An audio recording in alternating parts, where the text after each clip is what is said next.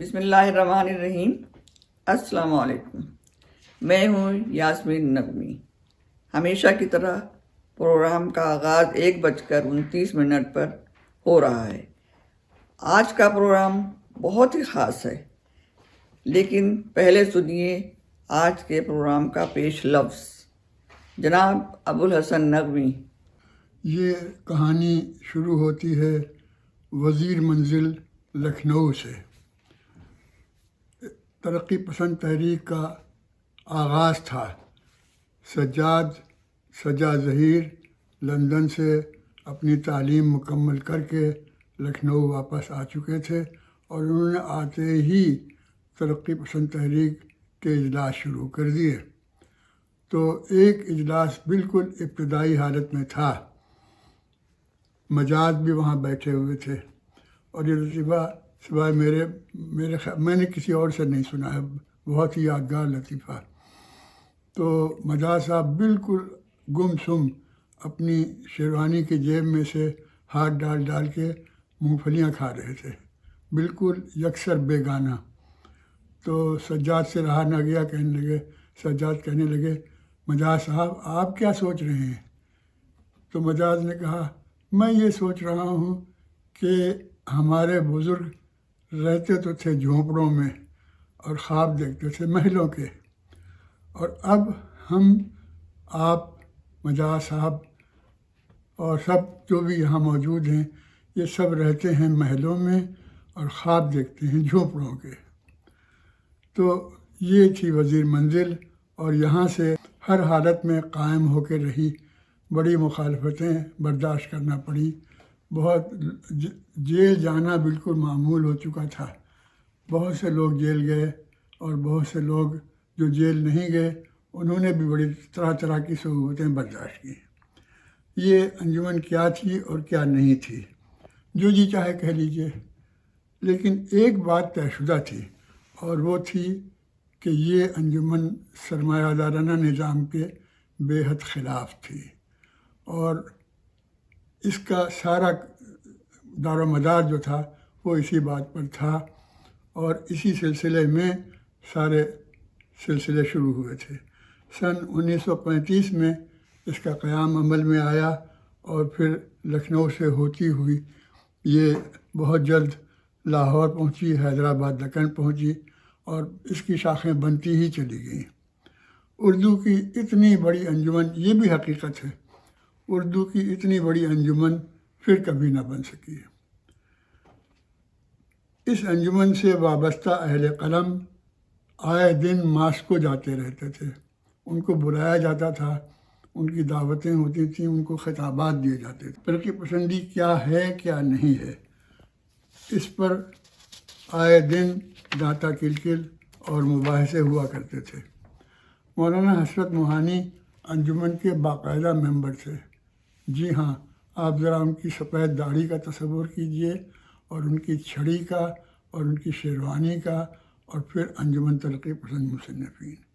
تو ایک اجلاس ہو رہا تھا، سجاد بیٹھے ہوئے تھے، وہ کہنے لگے کہ مجھے ایک بڑی ضروری بات کہنا ہے، اور وہ یہ ہے کہ بعض مصنفین نے ایسا کلام کہا، ایسی نظمیں لکھیں اور ایسے افسانے لکھے جن کو فحش قرار دیا گیا، اور مثال کے طور پر سعادت حسن منٹو، یہ ان کے بارے میں بالکل طے شدہ بات ہے۔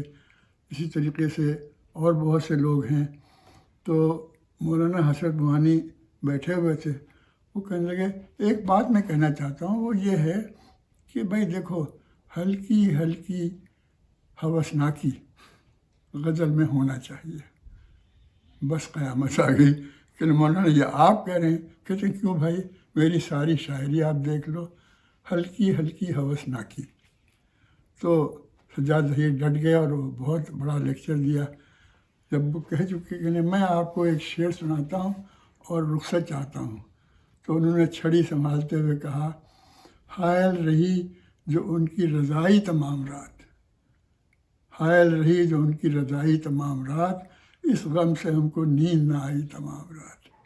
تو بھائی آپ اس کو چاہے جو کچھ بھی کہنا چاہو، مگر یہ چیز جو ہے نا، یہ غزل میں رہنا چاہیے، یہ افسانوں میں بھی رہنا چاہیے، اور اسے کوئی روک نہیں سکتا۔ حسرت موہانی اپنی چھڑی ٹیکتے ہوئے ایک طرح سے واک آؤٹ کر گئے۔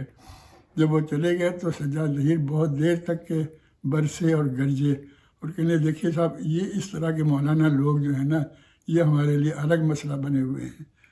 لاہور میں ایک ایسا دور بھی ترقی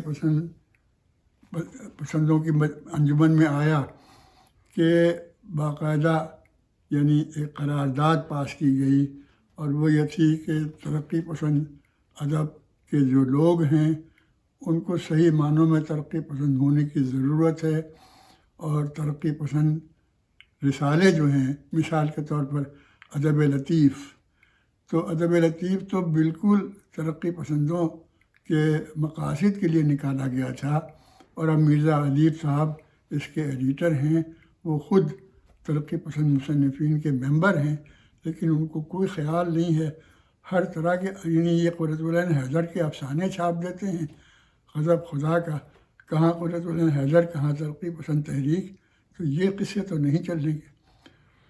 بہرحال مرزا ادیب سے جواب طلب کر لیا گیا، اور ان کو احمد نعیم قاسمی کے گھر پہ دعوت دی گئی کہ آپ اپنا نقطہ نظر واضح کریں کہ آپ میں اور قرۃ العین حیدر میں اور یہ اور بہت سے آپ جیسے لوگ ہیں، کوئی فرق تو ہونا چاہیے۔ مرزا ادیب بہت مضبوطی سے ڈٹ گئے، انہوں نے کہا کہ میں بالکل اس بات میں قرۃ العین حیدر کو بہت بڑا افسانہ نگار، بہت بڑا فکشن رائٹر سمجھتا ہوں، اور اس بات پر ہمیشہ قائم رہوں گا، اور جب تک میں ادب لطیف کا ایڈیٹر ہوں قرۃ العین حیدر برابر شائع ہوتی رہیں گی۔ تو قاسمی صاحب کہنے لگے آپ یہ سب کچھ لکھ دیں، تو کہنے ابھی لیجئے۔ انہوں نے قلم اٹھایا اور لکھ دیا، اور دوسرے روز اخباروں میں شائع ہو گیا کہ مرزا ادیب کو ترقی پسند تحریک سے خارج کر دیا گیا۔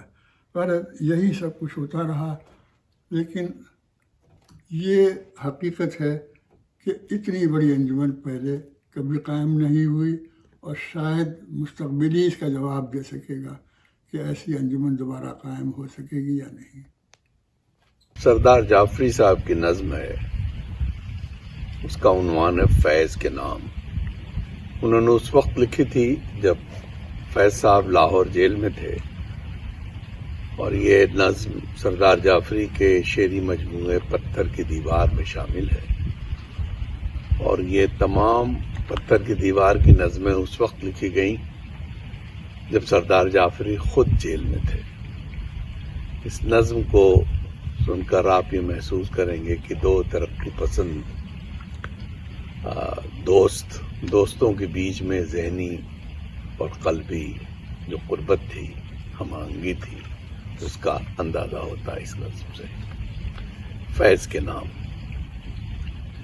کل تھا جب میں جیل میں تنہا، پتھر کے تابوت کے اندر خاموشی کے سرد کفن میں لپٹے ہوئے تھے نغمے میرے، کالی سلاخوں کے جنگل میں دوستوں کی اور محبوبوں کی کھوئی ہوئی تھی سب آوازیں، تیرے نغمے ساتھ تھے میرے، اور تیری آواز کی شبنم گھاس کے لب تر کر جاتی تھی، گل کے کٹورے بھر جاتی تھی، شام کی رنگت بن کر اکثر روئے جہاں پر چھا جاتی تھی، چاندنی کا ملبوس پہن کر آم اور املی کے پیڑوں پر تھک کر جیسے سو جاتی تھی، اور میں تیرے نازک میٹھے پیارے گیتوں کا گلدستہ اپنے دھڑکتے دل سے لگائے خوابوں کی نیلی وادی میں آہستہ آہستہ چلتا جیل سے باہر آ جاتا تھا، ظلم کے دل پر چھا جاتا تھا۔ آج مگر تو قید ہے ساتھی، کیسی ہے یہ قید کی دنیا، قلب و نظر کی محرومی ہے، تاریکی اور تنہائی میں پتھر کی خاموش ہنسی ہے۔ آج ہے جب تو جیل میں تنہا، میں اپنی آواز کا شعلہ اور اپنی للکار کی بجلی گیتوں کے ریشم میں رکھ کر تیری خاطر بھیج رہا ہوں۔ یہ میری آواز ہے لیکن صرف میری آواز نہیں ہے، جوش و فراق، آنند و بیدی، عصمت، ساحر، کرشن اور کیفی میری زباں سے بول رہے ہیں۔ ہند کے سارے لکھنے والے، ناچنے والے، گانے والے اپنی محنت کے، اپنی محبت کے گلدستے تیری جانب بھیج رہے ہیں۔ جلتی ہوئی یہ شاخ اٹھا لے، دیکھ اس میں کیا پھول کھلے ہیں، شعلہ، بجلی، نغمہ بن کر بچھڑے ساتھی آن ملے ہیں۔ دور ہے گو لاہور کی بستی، اونچی زنداں کی دیواریں، ایک جھوٹے آئین کی سرحد، تپتا جنگل، جلتا پربت، دل اور روح کے بیچ میں حائل، پھر بھی کوئی دیوار نہیں جو زخموں کو تقسیم کرے۔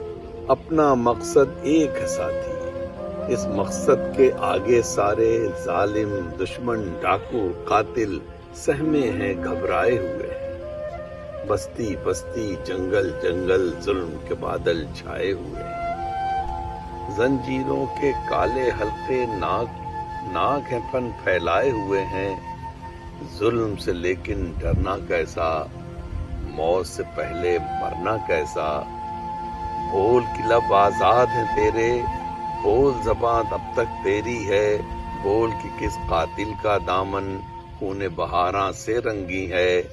بول کی لب آزاد ہے تیرے، بول زباں اب تک تیری ہے، تیرا ستواں جسم ہے تیرا، بول کی جان اب تک تیری ہے۔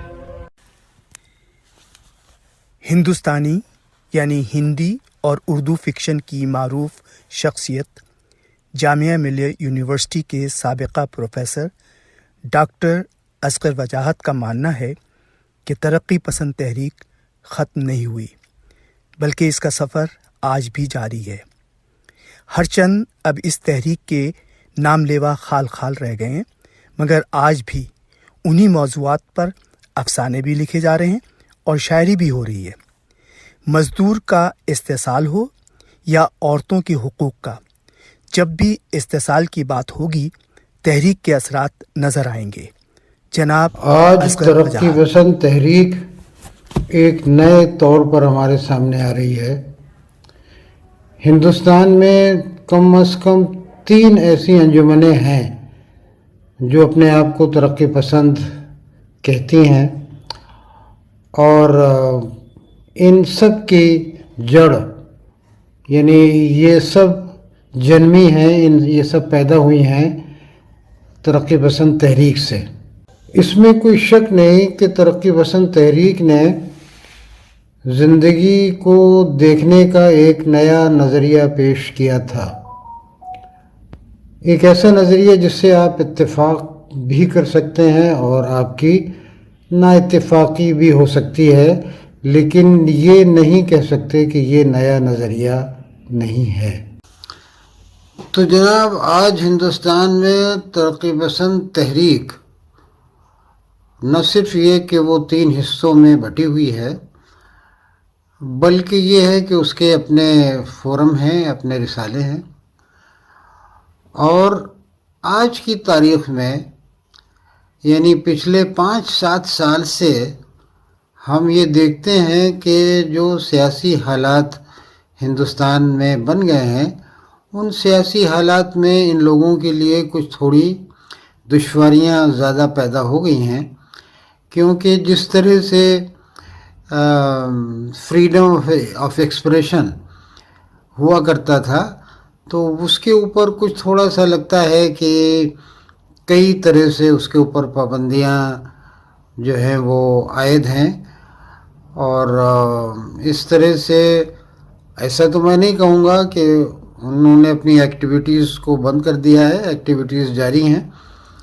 لیکن اسی کے ساتھ ساتھ ایک ایسا ماحول ہے جو ماحول بہت سازگار نہیں ہے، لیکن پھر بھی یہ کارواں جو ہے وہ رواں ہے، آگے بڑھ رہا ہے۔ مشکلات سامنے آ رہی ہیں، لیکن اس کے باوجود ترقی پسند تحریک اور ترقی پسند ادب ہندوستان میں اپنی جگہ بنائے ہوئے ہے اور مستقل اس میں کام ہو رہا ہے۔ ادب اور عورت کا تعلق بہت پرانا، بڑا قدیم اور بڑا عظیم ہے۔ ترقی پسند شاعروں نے اس کو ایک نیا روپ دیا، نئے طریقے سے پیش کیا۔ زیادہ تر ترقی پسند شاعروں نے مزدور اور کسان، عورتوں کے مسائل کو سامنے رکھا۔ مثال کے طور پر سردار جعفری نے لکھا، بے بسی ان کی جوانی، مفلسی ان کا شباب، ساز ان کا سوز حسرت، خاموشی ان کا رباب، سر سے پا تک داستان حسرت ناکام کی، نرم و نازک قہقہوں میں تلخیاں ایام کی۔ احسان بن دانش نے مزدور عورتوں کے بارے میں ایک نظم لکھی ہے جو اس طرح ہے، شدت اندوہ سے چہرہ نڈھال، پپڑیاں ہونٹوں پہ گردآلود بال، حسرت و ارماں کا دم ٹوٹا ہوا، دامن صبر و سکون چھوٹا ہوا، گیسوؤں میں خار و خش اٹکے ہوئے، مردہ ارماں راہ پہ بھٹکے ہوئے، بھر بھری مٹی کی عارض پہ نقاب، جس طرح بادل کی تہ میں آفتاب۔ یہ ایک نیا نظریہ ہے، نئے طریقے سے عورت کو اور اس کی خوبصورتی کو دیکھنے کا۔ جانثار اختر نے اپنی نظم مزدور عورت میں دو کلاسز کی عورتوں کی ایک طرح سے موازنہ کیا ہے۔ انہوں نے لکھا ہے، تن ڈھانکنے کو ٹھیک سے کپڑا نہیں ہے پاس، تن ڈھانکنے کو ٹھیک سے کپڑا نہیں ہے پاس، تو اور حریر و اطلس و کم خواب و پرنیاں، چبھتا نہیں بدن پہ تیرے ریشمی لباس، گلنار دیکھتی ہے مزدور عورتیں۔ اختر شیرانی کی ایک نظم ہے اندھی لڑکی۔ حیرت کی بات ہے کہ اس نظم میں شاعر اندھی لڑکی کے اندھے پن کو تو دیکھتا ہے، لیکن اس کے علاوہ وہ اور کیا کیا دیکھتا ہے۔ سنیے، سینہ و بازو پہ عریانی کے جلوے موجزن، سینہ و بازو پہ عریانی کے جلوے موجزن، شانہ و گردن پہ کافر زلف لہرائی ہوئی، شانہ و گردن پہ کافر زلف لہرائی ہوئی۔ ساحر لدھیانوی کی نظم ہے، ایک بے گھر کسان دوشیزہ، کھوئی ہوئی اداس اداس، چیتھڑوں میں بدن چھپائے ہوئے، چپ کھڑی ہے سڑک کے موڑ کے پاس، چپ کھڑی ہے سڑک کے موڑ کے پاس، ایک بدرنگ جیپ آ کے رکی، سانپ کی طرح ایک ہاتھ بڑھا، اور پھر گرد کے پھریروں نے اس کی بیچارگی کو ڈھانپ لیا۔ سلام مچھلی شہری کہتے ہیں، مجھے تو ہمدم و ہمراز چاہیے ایسی، مجھے تو ہمدم و ہمراز چاہیے ایسی، جو دست ناز میں خنجر بھی ہو چھپائے ہوئے، نکل پڑے سر میداں اڑا کے آنچل کو، نکل پڑے سر میداں اڑا کے آنچل کو، بغاوتوں کا مقدس نشاں بنائے ہوئے، اٹھا کے ہاتھ کہے انقلاب زندہ باد، لہو سے مثل دلہن مہندیاں رچائے ہوئے۔ تو اس طور پر ہم دیکھتے ہیں کہ ترقی پسند شاعروں نے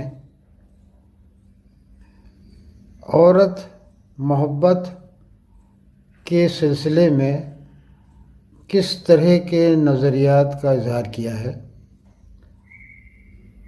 اور وہ اس زمانے میں میرے خیال سے کافی مقبول رہے ہوں گے، لیکن اب ان کے اوپر ایک نئے سرے سے سوچا جا رہا ہے۔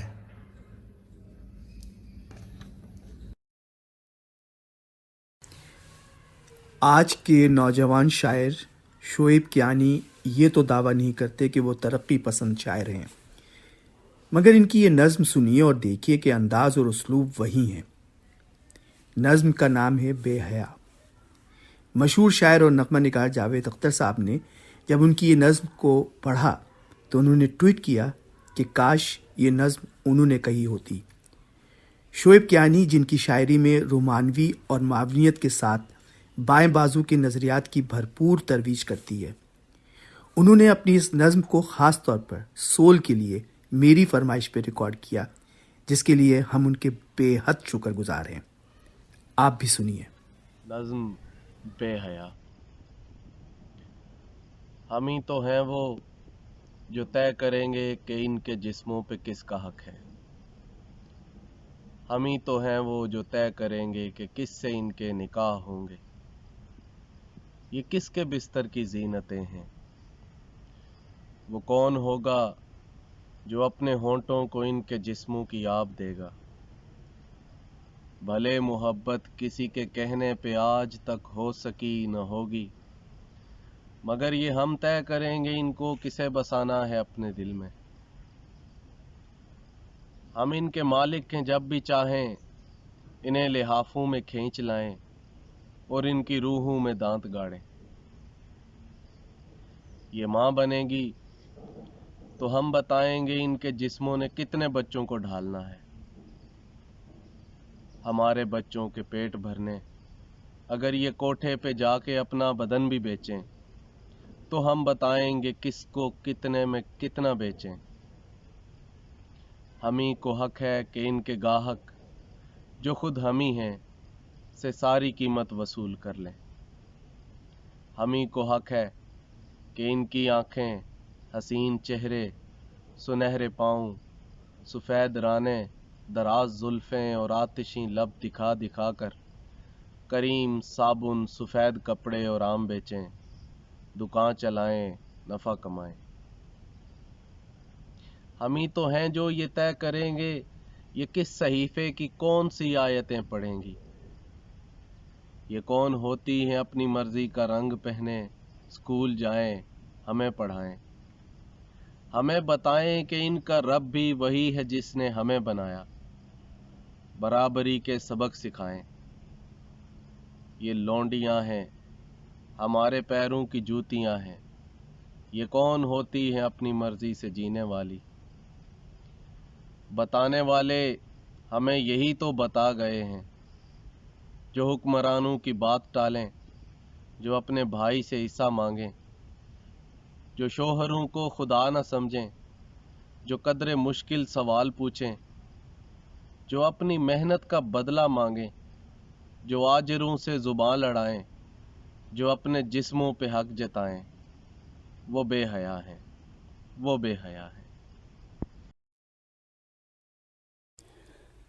ترقی پسند تحریک کی داستان بڑی طویل ہے، مگر اس کے جستہ جستہ حوالے امیش اگنی ہوتری سے سنیے۔ امیش اگنی ہوتری بنیادی طور پر براڈ کاسٹر ہیں۔ آل انڈیا ریڈیو دلی اور وائس آف امریکہ واشنگٹن میں زندگی گزار دی۔ ہندی شارٹ اسٹوری رائٹر اور واشنگٹن میں اسٹیج ڈراموں کو پروان چڑھایا۔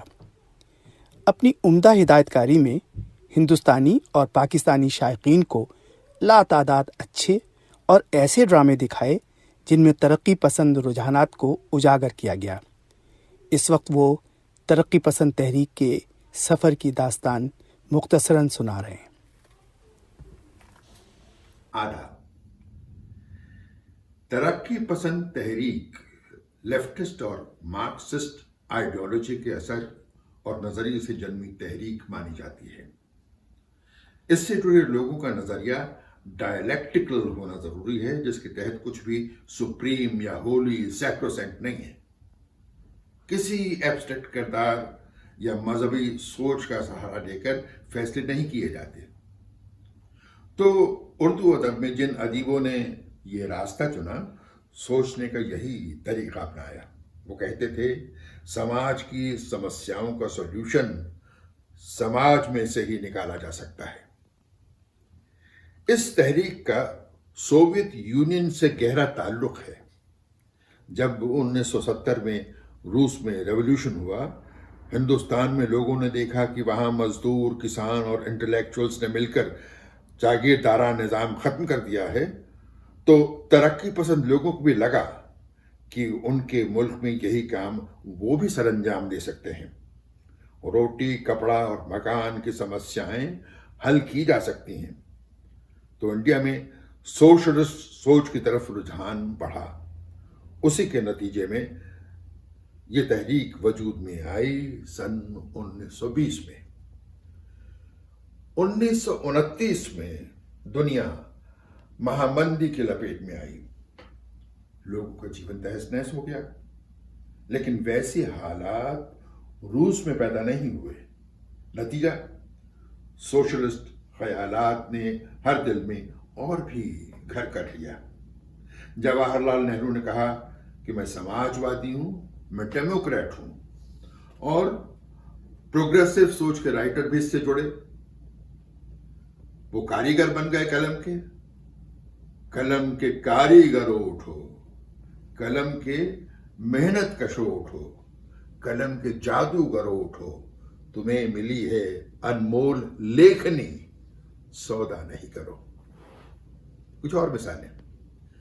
آج امیروں کی حویلی, کسانوں کی ہوگی پاٹھشالہ. دھوبی, مالی, چمار, تیلی کھولیں گے اندھیرے کا تالا. ابے بے او گلاب, تیرا یہ رنگ و آب, خون چوسا کھاد کا تو نے اششٹ, اس لیے مسکرا رہا ہے capitalist.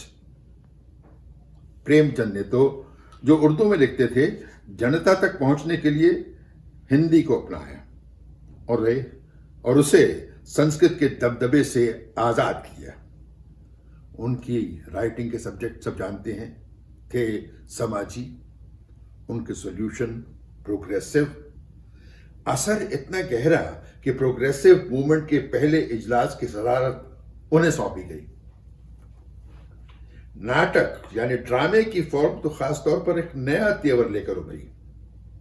اپٹا, Indian Peoples theatre movement کی نیو رکھی گئی. سن 1943 میں یہ پروگریسو موومنٹ میں سے ہی نکلی تھی. خواجہ احمد عباس, پرتھوی راج کپور, بلراج سہانی, سلیل چودھری, پنڈت روی شنکر اور بہت سے کلاکار, لیکھک, پینٹر اس میں شامل ہوئے. ون ایک پلے بھی بہت لوگوں نے لکھے. یہ بنا کسی تام جھام کے بھی کھیلے جا سکتے تھے. اس کے لیے بہت پیسہ, بہت دھن دولت کی ضرورت نہیں تھی. پروفٹ لاس کی بھی چنتا نہیں تھی کہ فلم پٹ گئی تو پٹ گئے. ان میں بھاگ لینے کے لیے بہت بڑا کلاکار ہونا بھی کوئی شرط نہیں رہی ہوگی. تو پروگریسو خیالوں نے دیکھنے سننے والوں کے دماغوں کو جھکجھورا. اس تحریک سے دیگر ریجنل رائٹرز بھی اثر انداز ہوئے. انہوں نے بھی لکھنے کے لیے اپنی علاقائی زبانیں اپنائیں, جسے ایک پروگریسو قدم ہی مانا جائے گا. اور یہ پروگریسو سوچ دوسری زبانوں کے ذریعے وہاں کے عوام تک بھی پہنچی. جس سوویت ریولوشن کے اثر سے یہ پروگریسو موومنٹ وجود میں آئی تھی, اس پر سوویت یونین کے ٹوٹنے کا جھٹکا نہ لگا ہو یہ تو ہو نہیں سکتا. سوویت یونین کے ٹوٹنے کے بعد رائٹسٹ لوگ ایکٹیو ہو گئے. نیو لبرل پالیسی کی راہ پر بڑھنے کے دروازے کھل گئے. یہ پالیسی سوشلزم کو اپوز کرتی ہے. تو پروگریسو طاقتوں کے لیے مصیبتیں بڑھیں, لیکن وہ خاموش نہیں بیٹھے.